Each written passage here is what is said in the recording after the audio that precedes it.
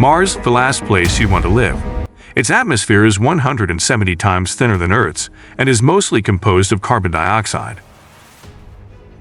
Due to this thin atmosphere, it has no protection against deadly radioactive rays from space, especially from the Sun.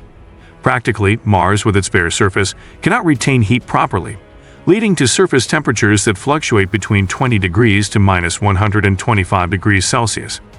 Because of its extreme cold nature, liquid water cannot be found on its surface, but at least we know that there is ice beneath the surface. Mars has only about 2.5 times weaker gravity than Earth.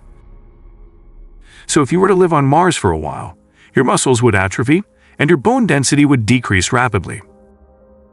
Its surface is covered with fine dust that can easily get into even the smallest gaps, causing short circuits in electronic devices.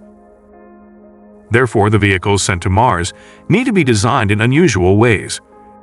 In fact, Mars soil is not as barren as it may seem. I'll explain that in the upcoming videos. But right now, we don't know any way to produce a significant amount of food on Mars.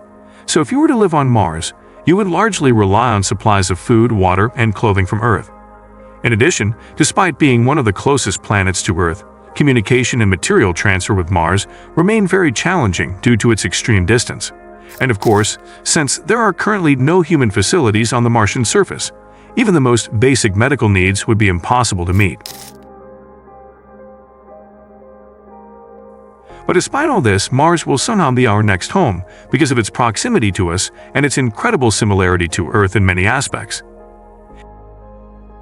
If we are to expand beyond our current blue planet and venture into the stars, we need to conduct experiments and develop our civilization on Mars. If we can't even dream of going anywhere else that's weaker and less capable than Mars, we first need to reach Mars. Once we're there, we can learn how to terraform it and make it more Earth-like. Indeed, as I mentioned in the video about terraforming with orbital mirrors, one of the most important signs of an advanced civilization is its ability to make unsuitable planets suitable for itself, and at least for known life. The most important step in doing this is, of course, bringing liquid water to the planet where you'll settle. But because the issue of water in space is now widely discussed, I want to talk about the second most important issue for the sustainability of life as we know it today. Oxygen production, because no matter how much water you take to a planet, if it doesn't have enough oxygen in its atmosphere, it will be very difficult to establish a long-term human civilization there, maybe even impossible.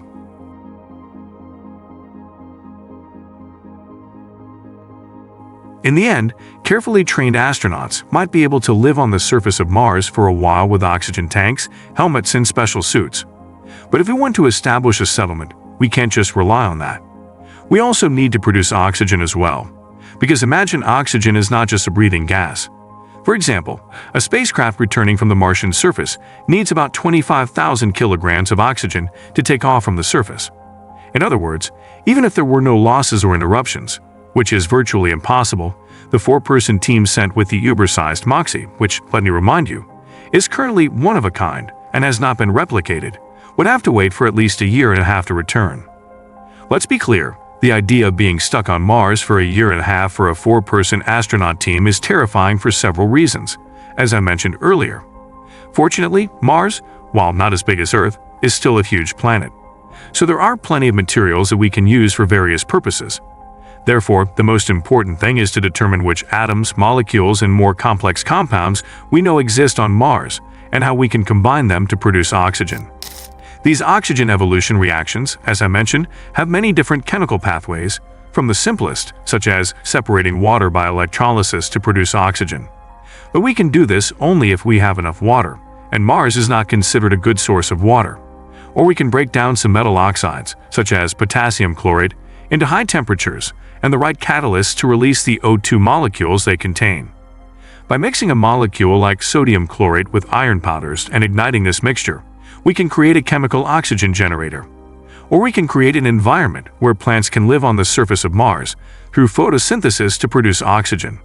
Artificial photosynthesis methods are also rapidly developing, so maybe in the near future, we won't even need plants for photosynthesis.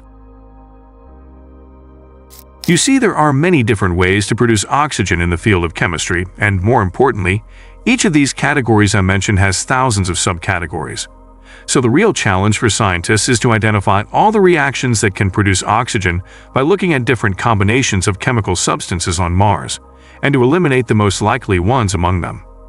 Scanning through this many possibilities and finding the most efficient methods and combinations is a daunting task for us mortal humans, but not for artificial intelligence. Just last week, according to a new article published in the journal Nature and Synthesis, a Chinese research team managed to overcome this difficulty using an AI system they called Chemist AI. And when I say artificial intelligence, I don't mean software that is trapped behind closed doors, only able to chat with you and draw pictures. I'm talking about a robot with a real body, empowered by artificial intelligence, which controls the robotic limbs you see in this video.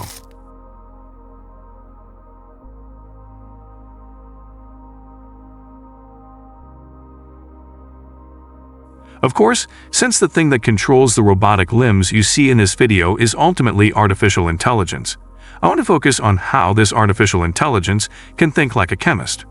To create a Chemist AI, researchers trained an AI system by using millions of different combinations of about 30,000 different hydroxide molecules. Then this AI began to determine which molecules in the Martian soil could produce oxygen under the influence of which catalysts.